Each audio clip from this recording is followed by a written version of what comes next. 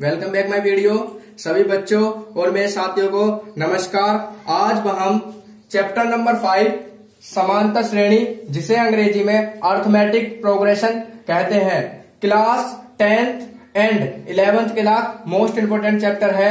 ये बीजगणित के अंदर आता है 10वीं क्लास में।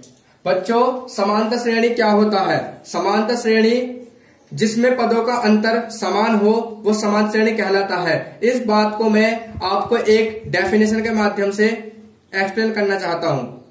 समांतर श्रेणी जिसे बोलते हैं शॉर्ट में एपी। एपी की फुल फॉर्म क्या बताई थी मैंने आपको? Arithmetic progression. हम इस लेक्चर से लेके जब तक लेक्चर चलेंगे जब तक समांतर श्रेणी को एपी के फॉर्म में ही यूज करेंगे, शॉर्ट फॉर्म में। ठीक है। एपी की समांतर श्रेणी की परिभाषा क्या होती है? अतः एक समांतर श्रेणी एपी संख्याओं की एक ऐसी सूची है जिसमें प्रत्येक पद पहले पद के अतिरिक्त अपने पूर्व पद में एक निश्चित संख्या जोड़ने पर प्राप्त होता है। एक निश्चित संख्या जोड़ने पर प्राप्त होता है। यह निश्चित संख्या एपी का सार्वंतर कहलाती है। याद रखिए, यह सार्वंतर धनात्मक, ऋणात्मक या शून्य हो सकता है। ठीक, पर होना चाहिए कैसे? निश्चित संख्या। मैं आपको देखो एग्जाम्पल के मतलब 2 एग्जाम्पल है। देखो पहले क्या बच्चों, यहां ध्यान देना बात पे। 1 में मैंने कितना जोड़ा? तो 2 बन जावे तो 1 जोड़ना पड़ेगा, और 2 में कितने जोड़? 3 बन जावा तो 1, और 4 में कितना जोड़ना पड़ेगा? 1। तो इसमें आपने देखा ध्यान से तो एक निश्चित संख्या जुड़ती हुई जा रही है। निश्चित संख्या क्या है? वो 1। ठीक, तो ये एपी है। अब देखो कैसे, जैसे मैंने यहां देखा 5 में कितना +2 करने पर 7 बनेगा, और 7 में +1 करने पर बनना है, और 10 कब बनेगा? +2 करूंगा। तो यह सार्वंतर निश्चित नहीं है। सार्वंतर निश्चित नहीं, क्योंकि यहाँ 2 का अंतर है, यहाँ 1 का, यहाँ 2 का है, तो इसलिए समांतर श्रेणी ना है ये। समांतर श्रेणी कौन सी होगी? समांतर श्रेणी उसे बोलेंगे जहां पे क्या हो? सार्वंतर एक निश्चित संख्या हो। सार्वंतर धनात्मक भी हो सकता है, ऋणात्मक भी हो सकता है, और 0 भी हो सकता है। ठीक है, उसे समांतर श्रेणी बोलेंगे। एपी का व्यापक रूप। एपी का मतलब समांतर श्रेणी, इसे बोल सकते हैं बच्चों समांतर श्रेणी का व्यापक रूप। समांतर श्रेणी का व्यापक रूप हमें ज्ञात करने से पहले प्रथम पद ए को बोलते हैं, और सार्वंतर डी को बोलते हैं, स्मॉल डी। ठीक है, कैपिटल डी नहीं लिखना है।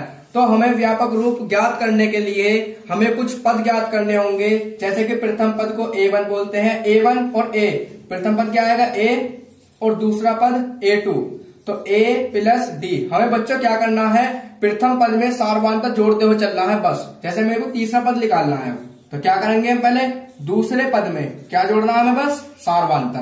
तो कितना आएगा सोल्व करके? A + 2D। हमें निकालना है चौथा पद, तो तीसरे पद में क्या जोड़ना है? बस हमें सार्वंतर। तो कितना आएगा? A + 3D। अगर हम पांचों पद निकाले तो क्या आएगा? A + 3D, मतलब चौथे पद में D जोड़ना है, तो A + कितना आ जाएगा यहाँ? 4D। बच्चों, तो AP का व्यापक रूप क्या बनकर आ गया? AP का व्यापक रूप A + D, A + 2D, और A + 3D, और A + 4D। यही जो है बच्चों समांतर श्रेणी का व्यापक रूप है। आगे परिमित समांतर श्रेणी व अपरिमित समांतर श्रेणी क्या होता है?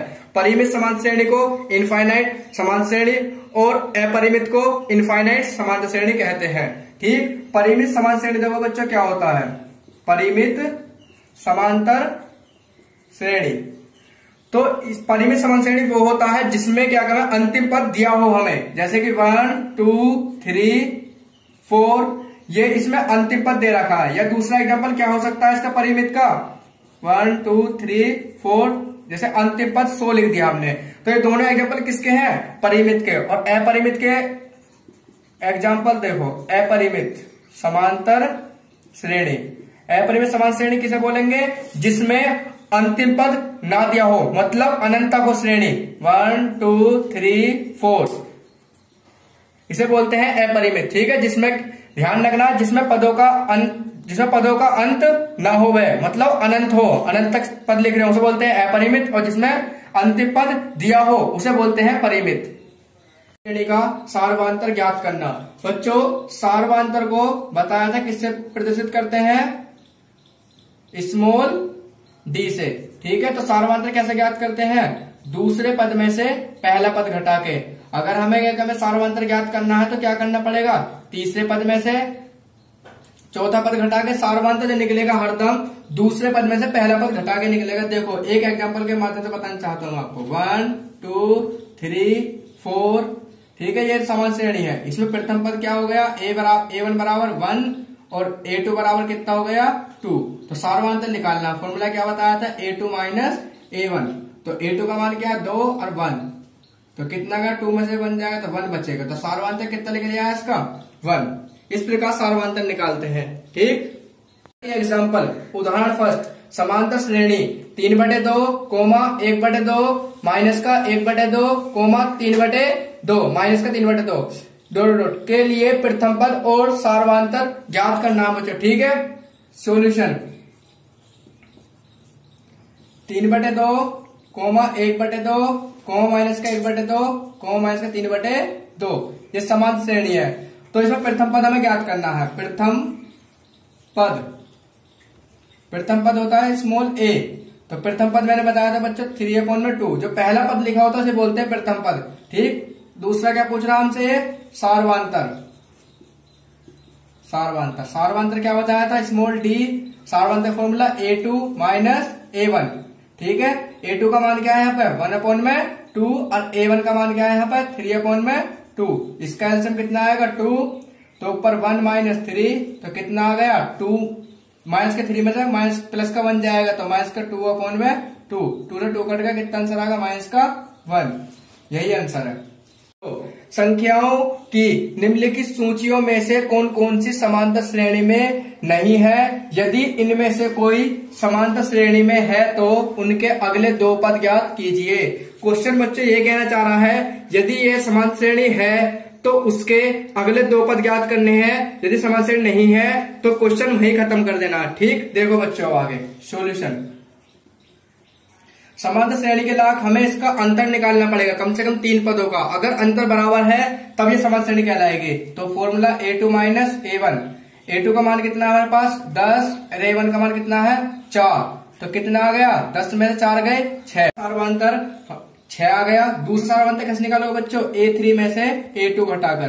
तो A3 का मान कितना है 16 और A2 का मान कितना है 10, तो कितना आ गया 6। तो A4 में से क्या घटाना, A3। तो A4 का मान कितना है 22 और A3 का मान कितना है 16, तो कितने बचेंगे 6।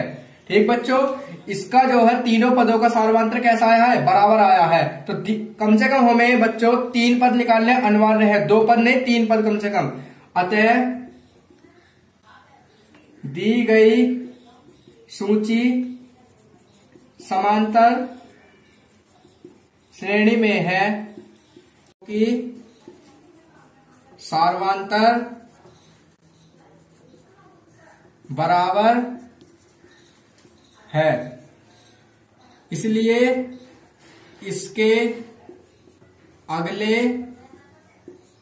दो पद, क्योंकि समान श्रेणी में है तो हम फिर इसके बाद क्या करना है, इसके अगले 2 पद ज्ञात करने हैं। इसके अगले 2 पद क्रमशः, तो 22 लास्ट पद ये था, इसमें कितना जोड़ दोगे, जितना अंतर आ रहा है 6, कितने हो गए 22 और 6 28, और 28 में कितने जोड़ने 6, तो कितने हो गए 34। इसके अगले 2 पद ज्ञात हो चुके हैं बच्चों। सेकंड बच्चों 1 माइनस का 1 माइनस का 3 और माइनस का 5। इसके भी हमें क्या करने, पहले 3 सार्वधातुक पद निकालने हैं। तो देखो कैसे निकालेंगे, A2 माइनस A1। A2 का मान क्या है, A2 का मान है माइनस का 1, ठीक है, और A1 का मान क्या है 1 है, परंतु यह माइनस है तो माइनस का 1 आ जाएगा, कितना होगा माइनस का 2। तो A3 में से कितना कौन सा पद घटाओगे A2, तो इससे क्या निकल आएगा दूसरा सार्वधातुक। तो माइनस A3 का मान क्या माइनस का 3 और A2 का मान क्या माइनस का 1 और माइनस माइनस प्लस, तो कितना आएगा माइनस का 2। और A4 में से A3 घटाओ, तो A4 का मान क्या है, A4 का मान ये रहा माइनस का 5 और माइनस माइनस प्लस, तो कितना आ गया ये भी माइनस का 2। अतः दी गई सूची समांतर श्रेणी में है क्योंकि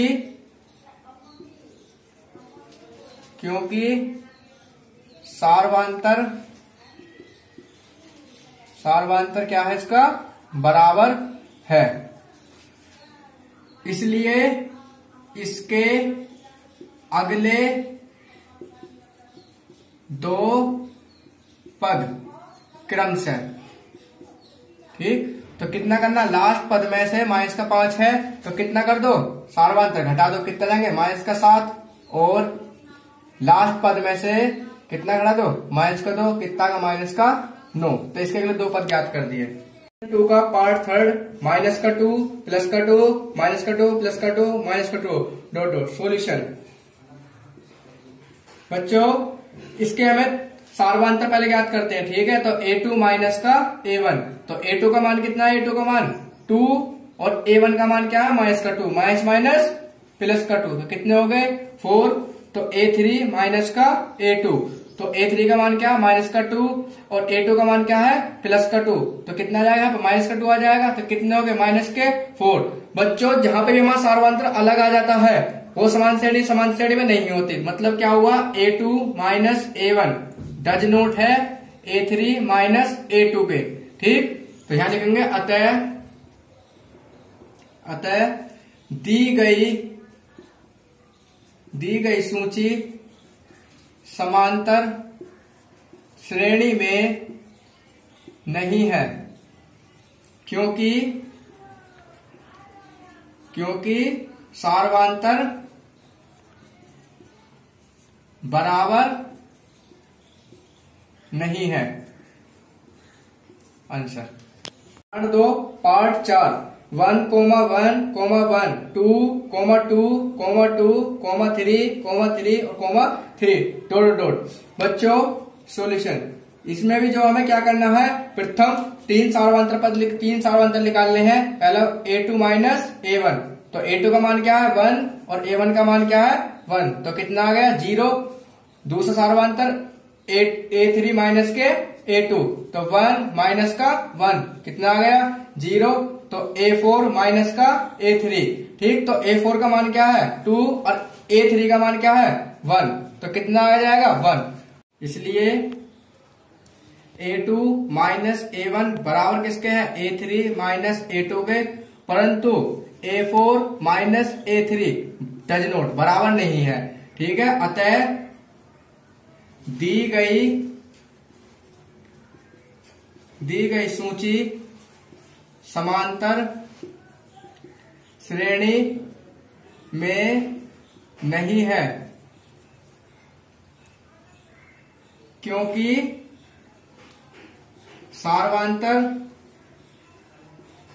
सार्वंतर बराबर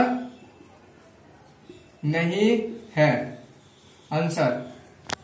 तो यदि आपको मेरी वीडियो अच्छी लगी हो तो वीडियो को लाइक करें और चैनल को सब्सक्राइब करें और बेल आइकन को प्रेस करें ताकि आने वाली वीडियो मिस ना हो। थैंक यू, मिलते हैं नेक्स्ट लेक्चर में।